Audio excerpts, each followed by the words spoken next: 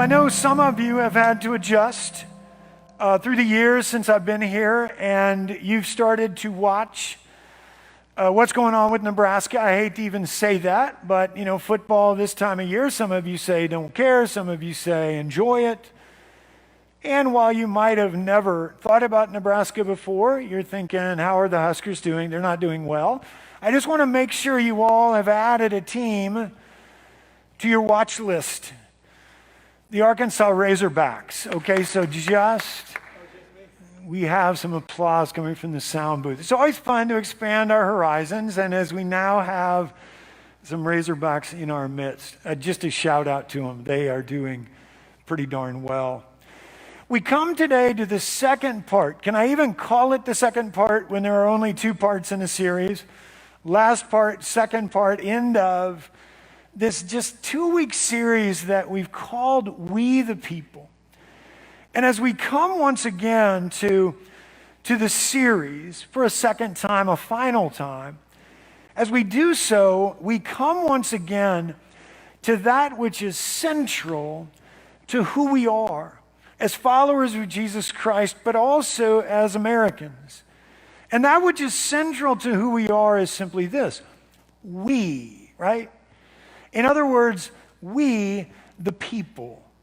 And so knowing that that's what we have in common, really that call to unity, here's what I hope again this week we might come to better understand.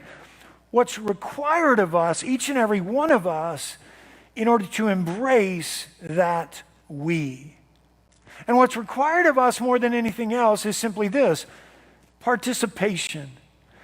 And by participation, we don't mean voting once every 4 years and then that's it. We don't mean coming to church once a quarter and then that's it. By participation, we mean, going so much deeper than that: faith and citizen.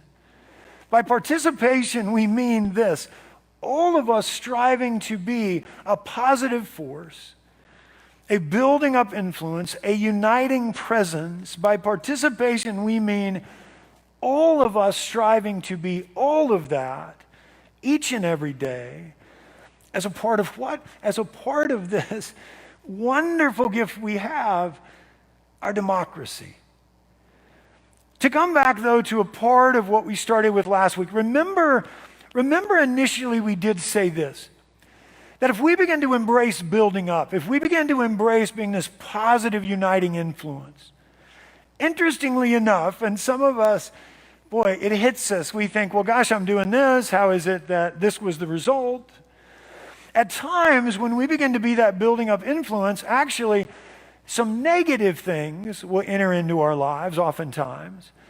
Things like, disappointment, discouragement, differing opinions, a measure of sadness. And so knowing that, here's our question again today. So what can help us to stand really strong when we're experiencing those kinds of things? What can help us to remain really strong in what we know we're called to, even though we're facing some struggles, some difficult things? Guys, at a time like this, when simply embracing we the people, when simply doing that often brings with it some challenges, to say the least, here's the decision that we've got to intentionally make each and every day. And this is a choice. Embrace this choice today. Here's the decision we've got to make each and every day. Will we allow our struggles as individual Christians, but also as a nation, will we allow our struggles to turn into something much deeper, maybe something even more dangerous? Or instead, will we just keep asking ourselves proactively so that we might then live it out? Will we just keep intentionally asking ourselves, how can I best be, no matter what, how can I best be and continue to be a positive force, a building up influence, a uniting presence? Will we just keep intentionally in the midst of anything, just asking ourselves, how can I best be those things each and every day? Again, not just as a disciple, but also as one who wants to give thanks for a democracy. Honor it through our positive participation. Now, two things are critical when it comes to that. The first being this.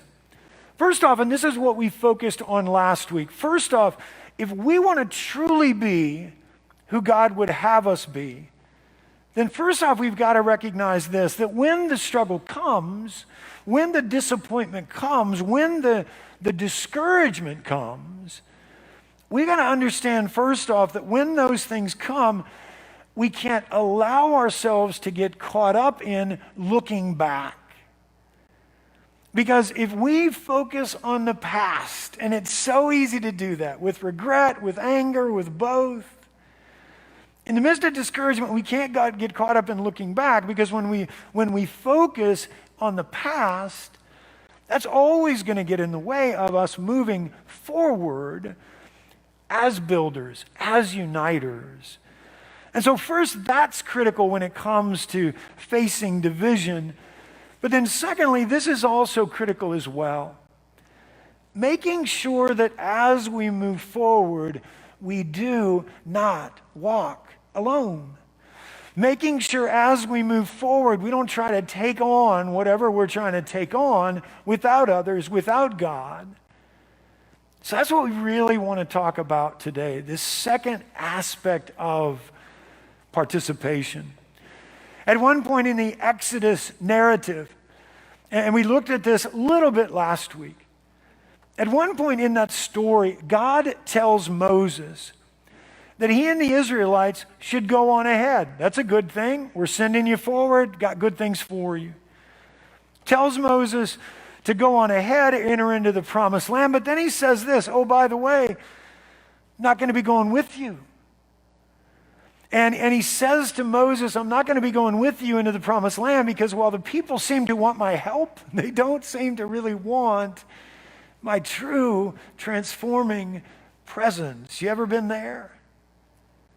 Now, Moses hearing that from God, that now leads him to respond in this way, Exodus 33:15. Exodus 33:15, it says this, then Moses said to God, if your presence does not go with us, do not send us up there.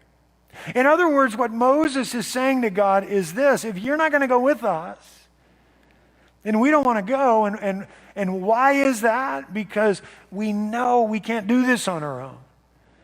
We know we can't live the life you call us to on our own. We know that as your people, you haven't designed us to walk alone.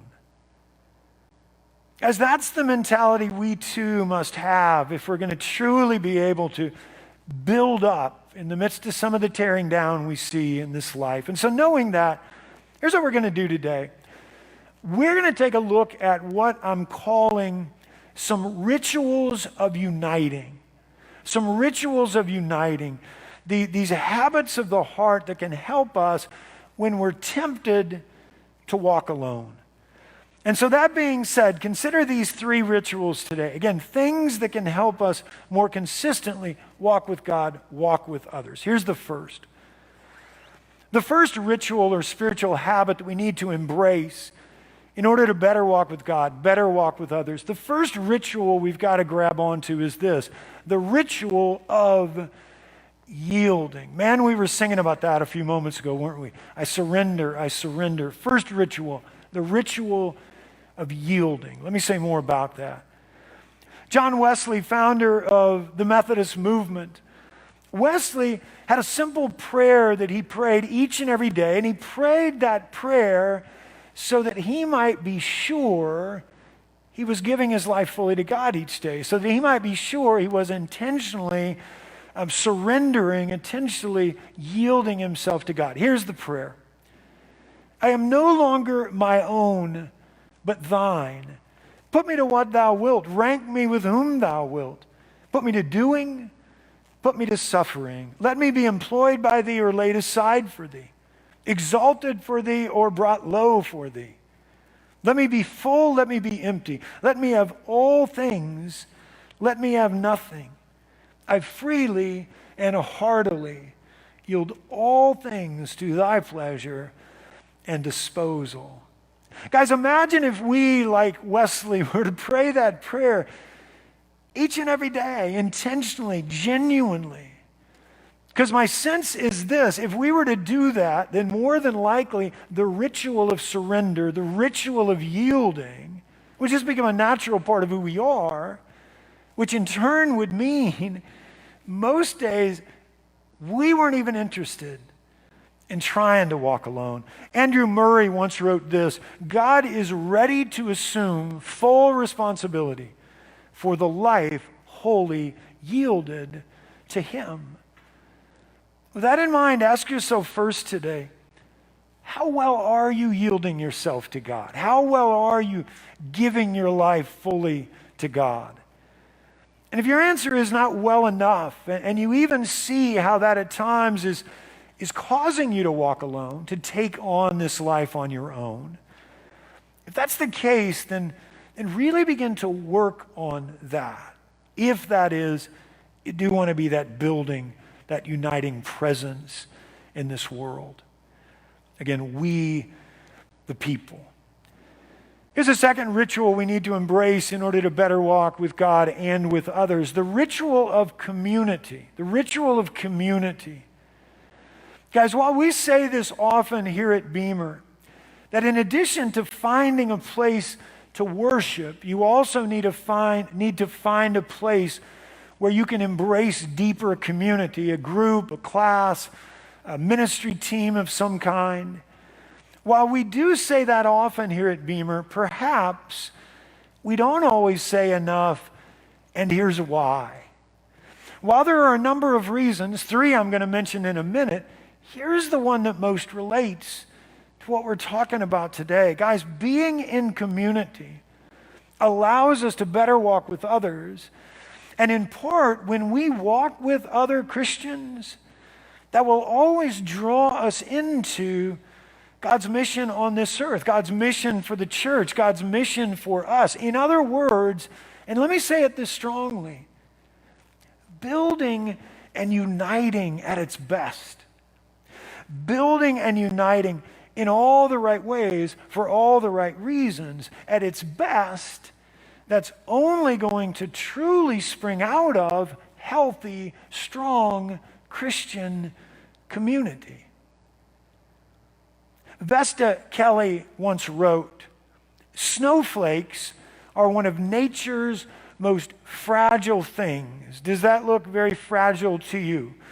Snowflakes are one of nature's most fragile things. I wonder if everybody here has had a snowflake drop on their tongue and it was gone in an instant.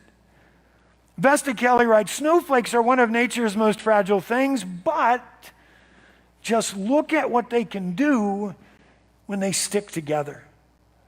Now, when I think of snowflakes sticking together, yes, my first thought is a well-crafted snowball ready to fire at someone. Sorry about that. But this might be another image. I mean, that's formidable, isn't it? Reminding us again, apart they are weak, but together they are strong. So it is with us when we embrace true, healthy Christian community. And that not only can we find support there, and that's a part of the gift of community, not only can we find encouragement when we need it, or comfort when we need it, the other thing that will always bring to us is when we're connected in that way, that enables us to be better than we could be on our own when it comes to that being that positive force, that building up influence, that uniting presence. And so ask yourself secondly today, how are you currently walking with others? And if you're not, then find ways to create that within your faith journey. One of our recent ministries, and as we have a couple of our college age here, it makes me think of that. One of our recent ministries starting up, our college age group, major part of that is, how do we walk together? I'm going to start a Bible study. It'll be at 10 a.m. and at 6 p.m. It'll be on Zoom. It will be in the season of Advent, just a few weeks away. But I want to remind you, if you dive into that with me, yeah, we're going to study some. Yeah, we'll learn some. I promise you that. But we'll also be together as brothers and sisters in Christ. We'll also pray together. We'll also embrace joys, pray over concerns. It's about community. We have a 9:30 Sunday school class. Some of you perhaps who are watching today at this time, maybe you normally tune in at 11 o'clock or you come to the 8 o'clock service. Just a reminder, we have a 9:30 class that you can come to that will be not only study, but also just caring for one another.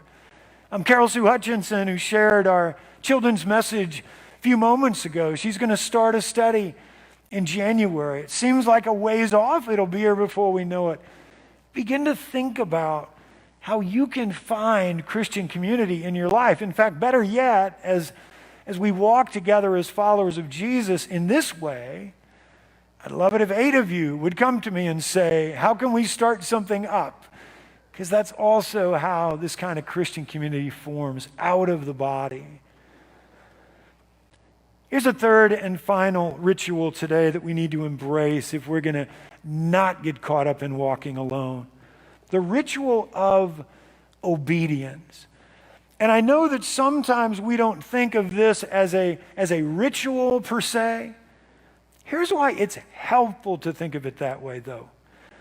Because when we consistently live out through obedience to who God has called us to be, when we consistently live out Jesus' values, Jesus' example, Jesus' sacrifice, Jesus' love, Jesus' wholehearted pursuit of peace and justice, man, when we consistently live those things out because of our obedience to God and who He's called us to be, when we do that, then just more naturally we become who we're called to be, those who build up while others at times tear down. So ask yourself lastly today, what does your obedience look like right now? I mean, bring that to your own heart. Bring that to God. You know, you've got this God, just be honest with Him and say, I need to get stronger in this. If you feel like your obedience right now is lacking when it comes to the life you are called to in Jesus Christ, then what are you willing to do about that? What can help you with that?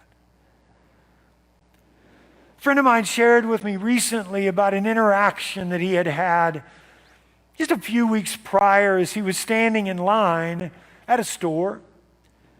He said that for a while the line moved along, it sounds like it was kind of inching along. He said for a while the line moved along, there were 2 people behind him, and he didn't mean this judgmentally. He didn't. It was just what he was experiencing, and I think what others were experiencing. He said there were 2 people behind him who were bringing nothing but tearing down to their conversation, right? Spewing is strong language, but kind of spewing forth division, divisiveness. And sadly enough, not just kind of whispering to one another as they were dealing with that, but really for all to hear, and that just invades the culture of the moment. My friend told me that eventually, after he had checked out, he did take a moment to turn around and offer a word into the midst of all of that. He didn't know if the word would make a difference. We don't know if it did. But we know that the courage he showed and what he did was what was needed, what was required of him, what's required of us in those same situations. As he turned to leave, he did take a moment to just offer up, not an argument, to offer up, not a judgment, word of judgment. He simply turned before he left and he offered up, honestly, just this positive, this building up, this uniting statement. And I share that in closing today simply to say this. First, a pat on the back to him. That's hard to do. Sometimes we don't have the courage to do that.